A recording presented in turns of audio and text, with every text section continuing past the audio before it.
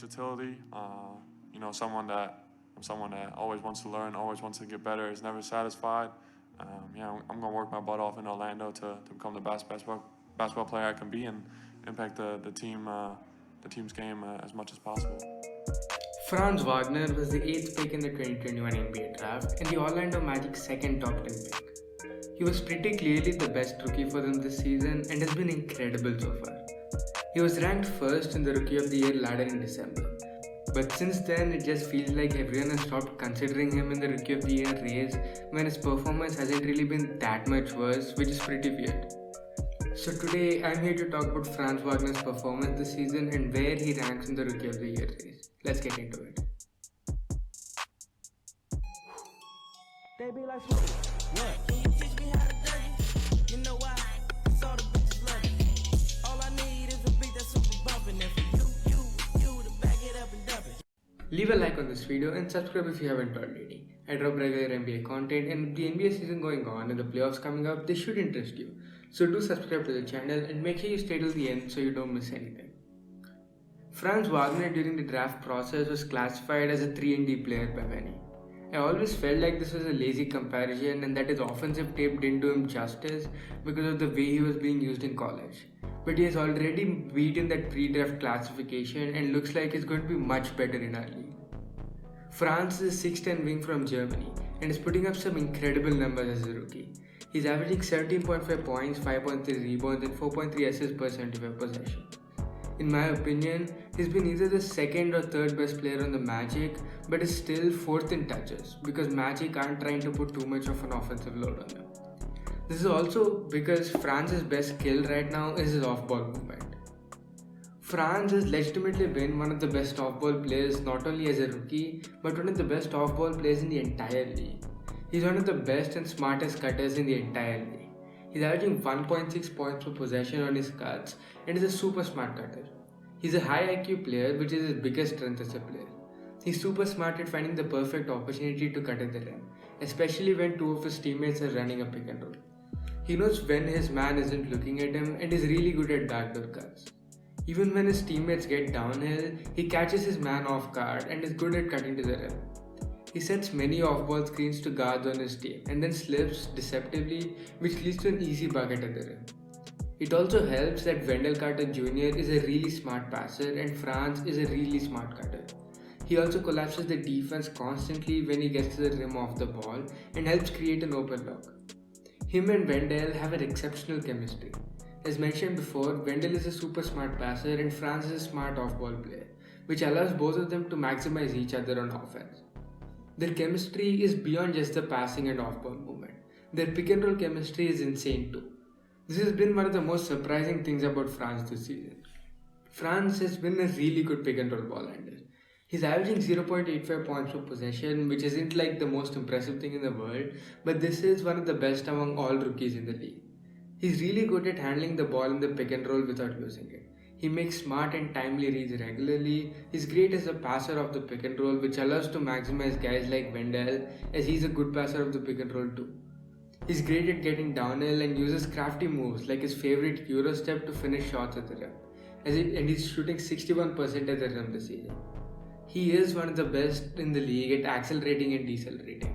His mastery over his pace is a delight to watch as he slips through defenders with his speed variations.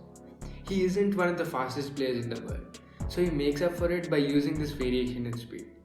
He gets to the rim very well by using this and finishes at the rim using his massive size advantage over guys.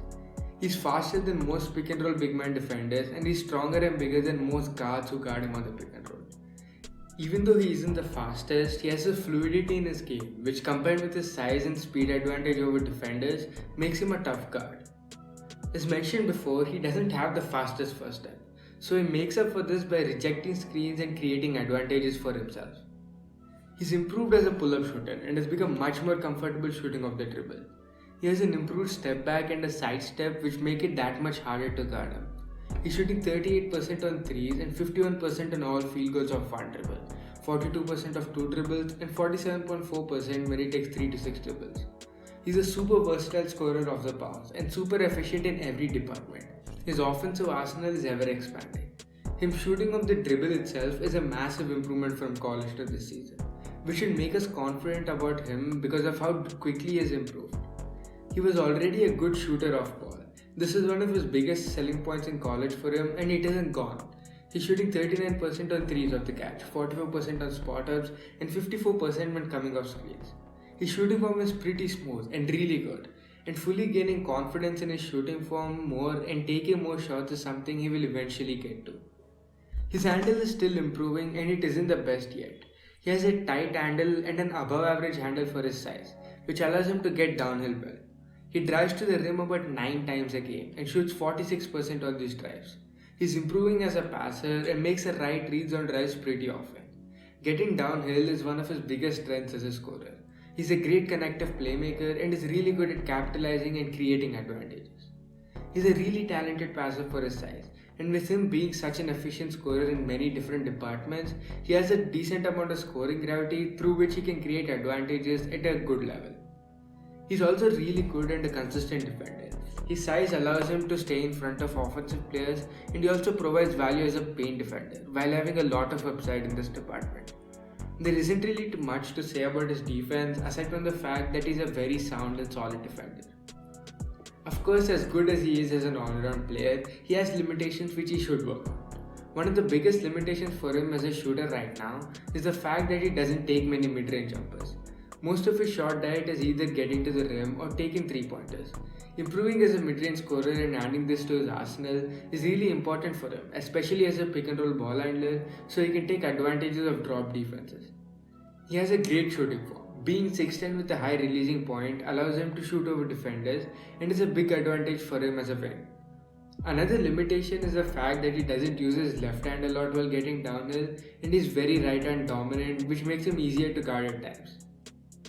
Overall, Franz Wagner is one of the most well-rounded rookies we've seen in recent history with a decent amount of upside.